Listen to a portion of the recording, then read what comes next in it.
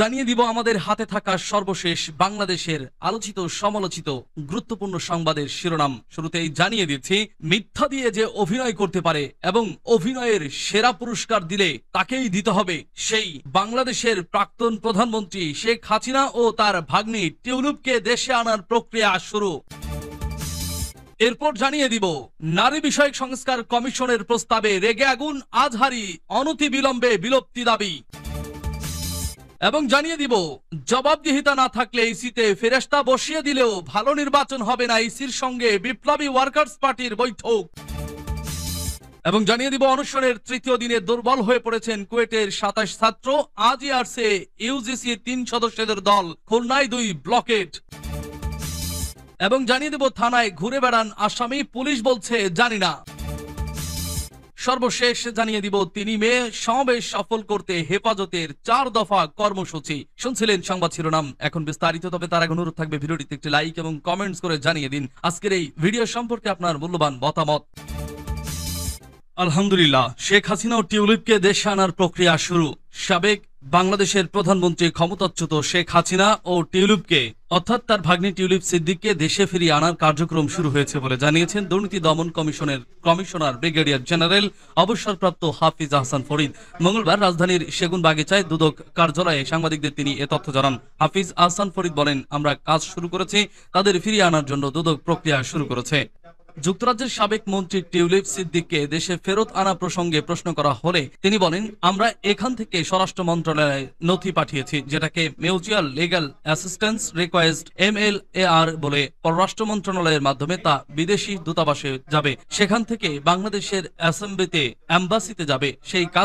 সেই কাজ আমরা শুরু করেছি, তাদের ফিরিয়ে আনার জন্য দুদক প্রক্রিয়া শুরু করেছে। তিনি আরো বলেন, দেশে কিভাবে ফিরিয়ে আনা যায় এর আইনি প্রক্রিয়া সম্পর্কে আমি বলতে পারছি না। টিউলিপ সিদ্দিকের বিরুদ্ধে মামলা হয়েছে, বাংলাদেশের নাগরিক হিসেবে তাকে যেসব চিঠিপত্র দেওয়া হয়েছে তা তার বাংলাদেশি ঠিকানায় দেওয়া হয়েছে, তাকে বিদেশি নাগরিক হিসেবে বিবেচনা করছি না। মামলা যখন হয়ে গেল, তিনি বিদেশে অবস্থান করছেন, তাকে ফিরিয়ে আনার উদ্যোগ নেওয়া হবে। শেখ হাসিনাকে ফেরত আনতে রেড অ্যালার্ট জারি করা হয়েছে কিনা জানতে চাইলে হাফিজ আহসান ফরিদ বলেন, রেড অ্যালার্ট নিয়ে আমার কোনো ধারণা নেই, এটি এখনো কমিশনে আলোচিত হয়নি। এটি কবে আলোচিত হবে জানতে চাইলে তিনি বলেন, পরবর্তী কমিশন সভায় এই সপ্তাহে যদি না হয় আগামী সপ্তাহে হবে।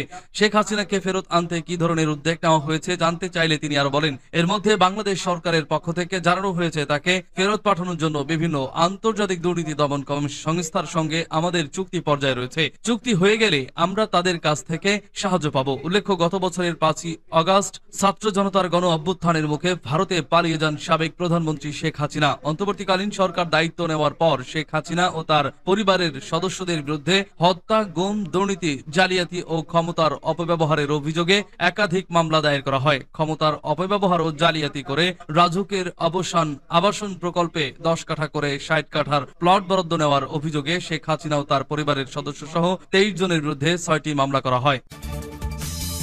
নারী বিষয়ক সংস্কার কমিশনের প্রস্তাবে রেগে আগুন আজহারী, অনতিবিলম্বে বিলুপ্তি দাবি।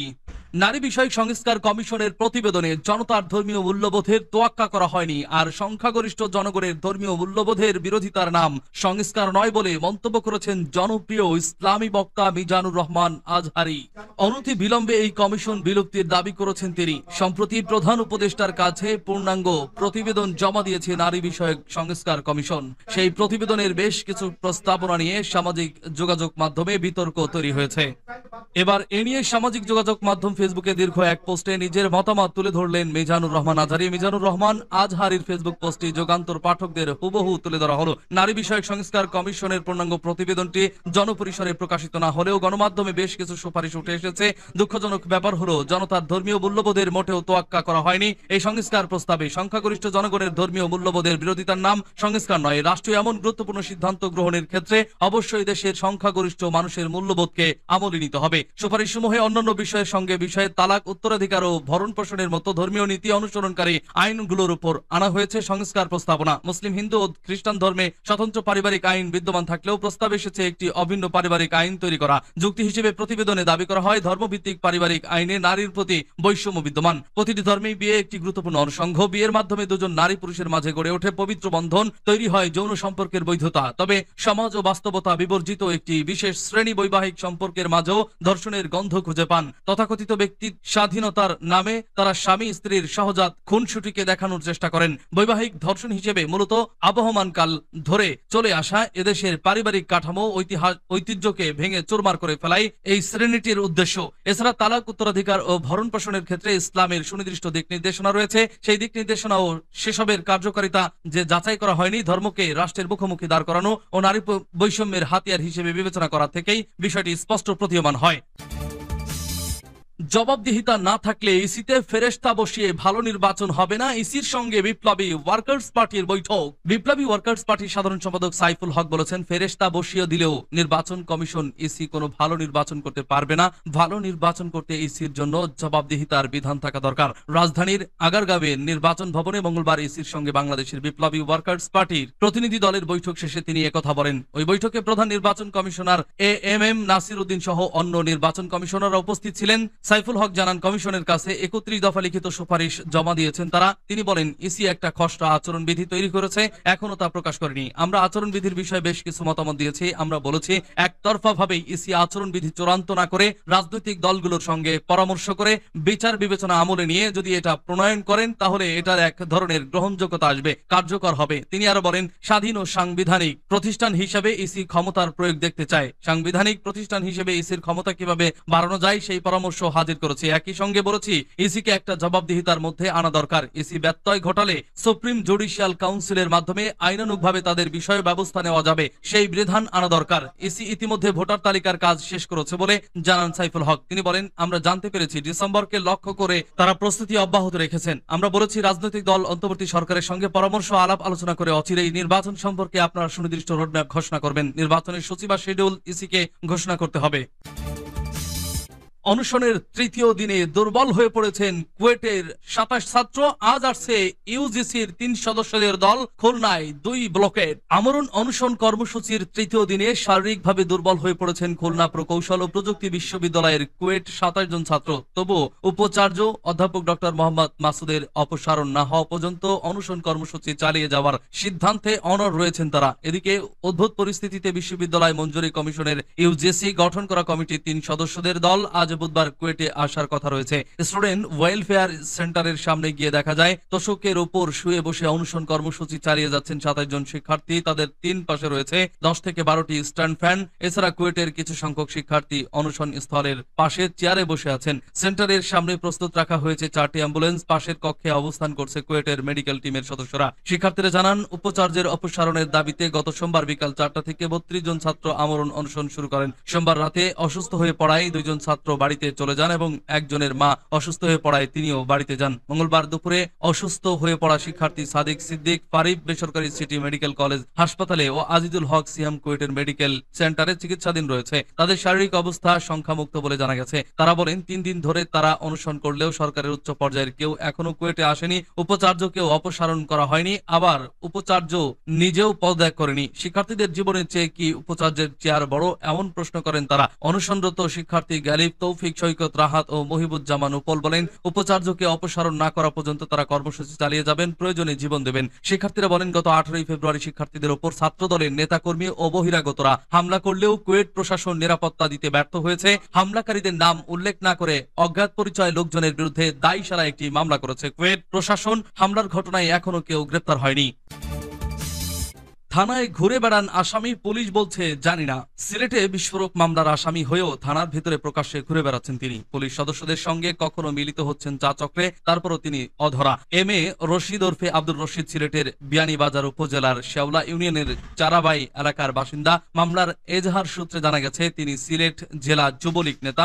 জানা গেছে 2024 সালে তিনি আগস্ট বিকেল 4:30টার দিকে সিলেট নগরীর আলিয়া মাদ্রাসা সংলগ্ন চৌহাট্টা পয়েন্ট এলাকায় আন্দোলনরত ছাত্র জনতার উপর অস্ত্রশস্ত্র নিয়ে হামলায় চালায় আওয়ামী লীগ ও সহযোগী সংগঠনের নেতাকর্মীরা। আওয়ামী লীগের নেতাকর্মীদের সেদিনকার হামলায় আন্দোলনকারীদের অনেকেই আহত হয়েছিলেন। এই ঘটনায় বর্তমানে নগরীর জিন্দাবাজার এলাকায় বসবাসরত হবিগঞ্জের নবীগঞ্জ উপজেলার বাগাউড়া গ্রামের মোহাম্মদ শফিক মিয়ার ছেলে রাজন মিয়া বাদী হয়ে সিলেট মেট্রোপলিটন পুলিশের কোতোয়ালি মডেল থানায় বিস্ফোরক দ্রব্যাদি আইনে একটি মামলা করেন। মামলার শীর্ষ আসামিদের তালিকায় রয়েছেন সাবেক পররাষ্ট্রমন্ত্রী এ কে এম আব্দুল মোমেন, সাবেক আইনমন্ত্রী আনিসুল হক, হক, সিলেট সিটি কর্পোরেশনের সাবেক মেয়র মোহাম্মদ আনোয়ারুজ্জামান, সিলেট মহানগর আওয়ামী লীগের সভাপতি মাশরুক উদ্দিন, সহ সভাপতি আসাদ উদ্দিন, গোপালগঞ্জ পৌরসভার সাবেক মেয়র আমিনুল ইসলাম রাবেল, গোপালগঞ্জ উপজেলা আওয়ামী লীগের সভাপতি লুৎফর রহমান সহ ৭৭ জন নামুল্লেখ। অজ্ঞাত আরো ১০০ থেকে ১৫০ জন আছেন। জেলা যুবলীগ নেতা এম এ রশিদ ওরফে আব্দুর রশিদ ওই মামলার ৪৪ নম্বর আসামি।